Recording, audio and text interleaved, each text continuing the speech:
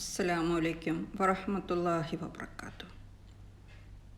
തെരഞ്ഞെടുപ്പിൻ്റെ അകത്തുള്ള ദൈവിക സമ്മാനങ്ങൾ എന്ന വിഷയത്തെക്കുറിച്ചാണ് ഇന്ന് ഞാൻ നിങ്ങളോട് സംസാരിക്കുന്നത്. ഇൻഷാ അല്ലാഹ്. നമ്മുടെ ജീവിതം ഒരു നീണ്ട യാത്രയാണ്. ഈ യാത്രയിൽ നാം ഓരോരുത്തരും പലതിനും പിന്നാലെ പായുന്നു. ചിലപ്പോൾ നേടാൻ, ചിലപ്പോൾ കൈവരിക്കാൻ, മറ്റു ചിലപ്പോൾ തിരഞ്ഞെടുക്കാൻ. അതെ, നമുക്ക് തിരഞ്ഞെടുക്കാൻ സാധിക്കുന്ന നിരവധി കാര്യങ്ങളുണ്ട്. നമ്മുടെ സുഹൃത്തുക്കളെ, സഹപ്രവർത്തകരെ, എന്തിന് നമ്മുടെ ജീവിതത്തിലെ ഏറ്റവും പ്രധാനപ്പെട്ട തീരുമാനങ്ങളിലൊന്നായ ജീവിത പങ്കാളിയെപ്പോലും നമുക്ക് തിരഞ്ഞെടുക്കാൻ സാധിക്കുന്നു. ഈ തിരഞ്ഞെടുപ്പുകളിൽ ഏറ്റവും പ്രധാനപ്പെട്ടത് ജീവിത പങ്കാളിയെ തിരഞ്ഞെടുക്കുന്ന രംഗം തന്നെയാണ്. കാരണം ജീവിതത്തിലെ മറ്റ് നിത്യബന്ധങ്ങൾക്കുള്ള തുടക്കം പലപ്പോഴും ഈ വിശുദ്ധ ബന്ധത്തിലൂടെയാണ് ആരംഭിക്കുന്നത്. ഭർത്താവിന് ഭാര്യയും ഭാര്യയ്ക്ക് ഭർത്താവും, ഇരുവരുടെയും കൂട്ടായ്മയിലൂടെയാണ് പുതിയ തലമുറകൾ പിറവിയെടുക്കുന്നത്, മാതാപിതാക്കളാകുന്നത്, അതോടൊപ്പം തന്നെ പുതിയ ബന്ധങ്ങൾ നിലവിൽ വരുന്നത്.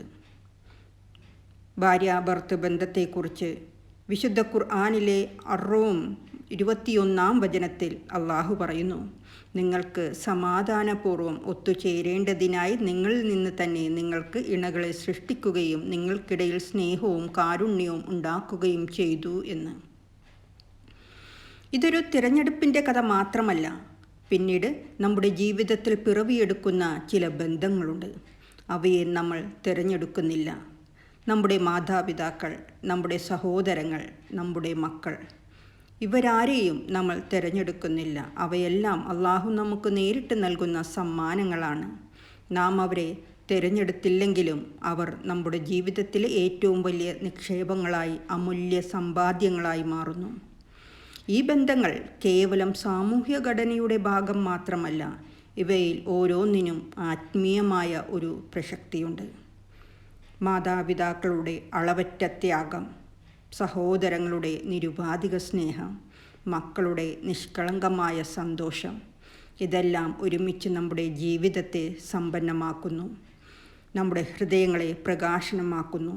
അതുകൊണ്ട് പ്രിയമുള്ളവരെ, നാം തിരഞ്ഞെടുത്തതായാലും അള്ളാഹു നമുക്ക് നൽകിയതായാലുമുള്ള ഈ ബന്ധങ്ങളെ നാം ഹൃദയത്തോട് ചേർത്ത് പിടിക്കണം.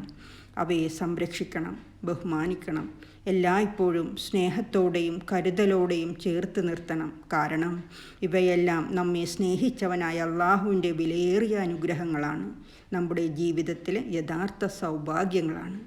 അള്ളാഹു നമ്മെ എല്ലാം അനുഗ്രഹിക്കട്ടെ എന്ന് പ്രാർത്ഥിക്കുന്നു. അസ്സലാമു അലൈക്കും വറഹ്മത്തുള്ളാഹി വബറകാതുഹു.